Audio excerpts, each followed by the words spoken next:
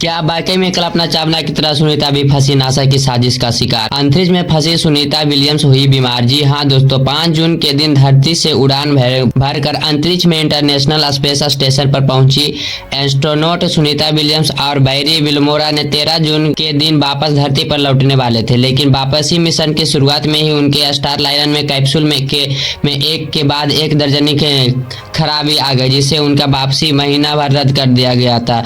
मगर आज उस घटना के करीब 2.5 महीने बीत चुके हैं और नासा के पास सुनीता विलियम्स की वापसी के लिए कोई प्लान नहीं है। वही बताया जा रहा है कि अंतरिक्ष में 58 वर्ष से सुनीता विलियम्स की तबीयत बिगड़ने लगी है। अगर उन्हें जल्द ही वापस नहीं लाया गया तो उन्हें आंखों की रोशनी जा सकती है। सुनीता विलियम्स और बैरी को अंतरिक्ष में कौन सी मुसीबत का सामना पड़ रहा है? क्यों वरिष्ठ वैज्ञानिकों सुनीता की घर वापसी को एक सुसाइड मिशन का नाम दे रहे हैं? और क्या यह अमेरिका की साजिश तो नहीं है? और कैसे लापरवाही की बरतते हुए नासा ने कल्पना चावला की तरह सुनीता विलियम्स की जान को भी दांव पर लगा दिया गया है? जानने से पहले हमें यह समझना होगा कि आखिर कल्पना चावला के साथ क्या हुआ था। 16 जनवरी 2003 को नासा की एक कोलंबिया स्पेस शटल ने फ्लोरिडा के कैनेडी स्पेस सेंटर से अंतरिक्ष के लिए कामयाब उड़ान भरी थी। इसे स्पेस क्राफ्ट में भारतवर्ष की पहली लेडी एस्ट्रोनॉट कल्पना चावला के सहित कुल 7 क्रू मेंबर्स थे, जो अंतरिक्ष में जाकर काफी महत्वपूर्ण रिसर्च मिशन करने वाले थे। TS 107 नाम का यह मिशन कल्पना चावला का दूसरा या यूं कहे कि आखिरी मिशन था, क्योंकि उड़ान के दौरान स्पेस शटल की इंसुलेशन लेयर का एक टुकड़ा निकलकर करीब 800 किलोमीटर प्रति घंटा की रफ्तार से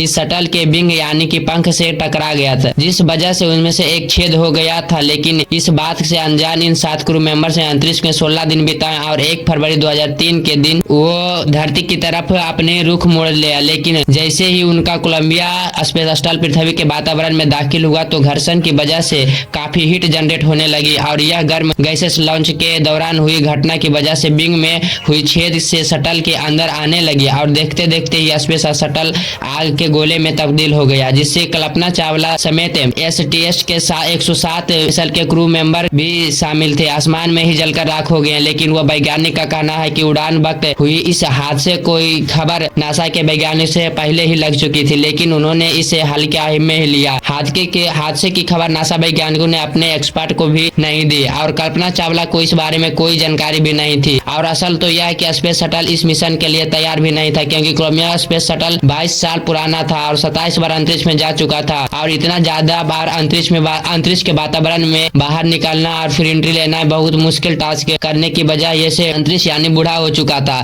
शायद इसलिए इसमें आ रही अनेक तकनीकी खराबी हो रही थी। वजह इसमें करीब 2 साल तक ATS 107 मिशन को 18 बार पोस्टपोन किया गया था, जो देखकर नासा को समझ जाना चाहिए था कि स्पेस शटल अब लॉन्च के लिए फिट नहीं है। लेकिन नासा ने वैज्ञानिक इसे रिपेयर करने में ही लगे, क्योंकि स्पेस शटल बनाने में बिलियंस डॉलर का खर्चा आता है। इसलिए लापरवाही बरतते हुए नासा ने कोलंबिया स्पेस शटल को एक बार अंतरिक्ष में भेज दिया, जहां से वह अपनी वापसी नहीं कर पाई। लापरवाही सुनीता विलियम्स के मिशन में भी हुई है। स्टार लाइनर कैप्सूल की पहली उड़ान थी और अंतरिक्ष में जाने से पहले ही इसमें हीलियम गैस लीक होने के साथ कई और खराबी भी आई थी। इसलिए इन्हें लॉन्च की डेट पहले 6 मई, फिर 21 मई, फिर 31 मई, फिर 1 जून, फिर 3 जून और 5 जून के इस तरह से 6 बार बदलाई जा चुकी थी, बिल्कुल कल्पना चावला के STS 107 मिशन की तरह। लेकिन इस प्रोजेक्ट में भी नासा ने 150 करीब 1.5 बिलियन डॉलर यानी 12,000 करोड़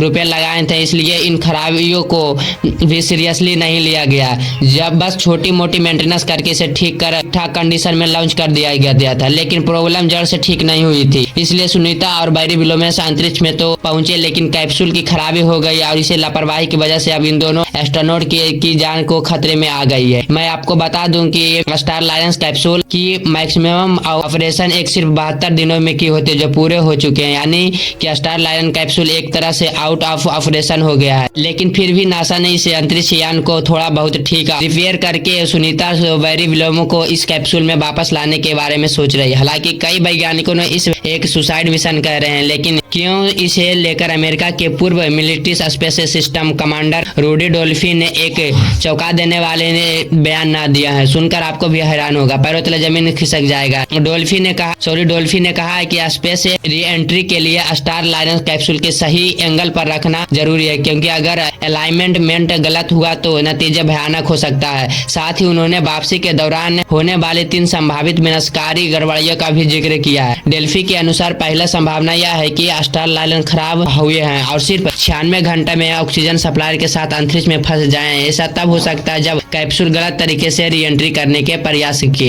करने के दौरान वायुमंडल से टकरा जाए। दूसरी परिस्थिति में गलत अलाइनमेंट के चलते अंतरिक्ष यान के पृथ्वी के वायुमंडल में री एंट्री करने में फेल हो सकता है, जिसके चलते वह अंतरिक्ष में फंस जाएगा। दोनों परिस्थितियों में सुनीता विलियम्स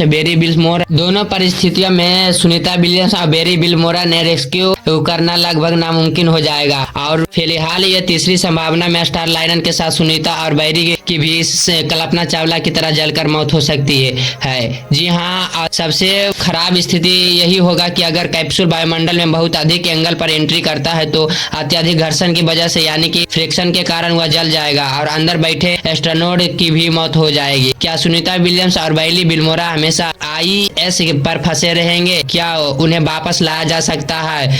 तो इसका जवाब है हाँ, लेकिन यह उतना आसान नहीं है। दरअसल अमेरिका कंपनी स्पेस और ड्रैगन कैप्सूल इस वक्त अपने 8 क्रू मिशन के साथ इंटरनेशनल स्पेस स्टेशन पर मौजूद है। इसे स्पेसक्राफ्ट में 4 क्रू मेंबर्स ISS पर गए हैं, लेकिन इसकी सीटिंग कैपेसिटी 7 मेंबर्स की है। ये ऐसे में सुनीता और बेरी इसमें सवार होकर धरती पर वापस आ सकते हैं, लेकिन यहाँ सबसे बड़ी दिक्कत यह है कि सुनीता और बेरी बिलमोस के लिए बोइंग कंपनी ने स्पेस सूट है जो भेजी है और ड्रैगन के साथ कंपेटिबल नहीं है, यानी उन्हें स्पेस सूट पहनने बिना धरती पर आना होगा, तो काफी खतरा साबित हो सकता है। ऐसे में नासा उनके स्पेस सूट में अपग्रेड करने की कोशिश कर रहे हैं। अगर सितंबर 2024 में इसका सोल्यूशन नहीं निकला तो फिर सुनीता और बेरी साल भर ISS में फंसे रहेंगे, क्योंकि क्रू की वापसी अगले महीने ही है, जिसके बाद अगला मिशन ड्रैगन क्रू 9 को है, जो कि सितंबर में 2024 में धरती से लॉन्च होगा, जिसमें से सुनीता और बेरी बिलमोरा के स्पेस सूट भेजा जा सकता है, लेकिन वो मिशन अगले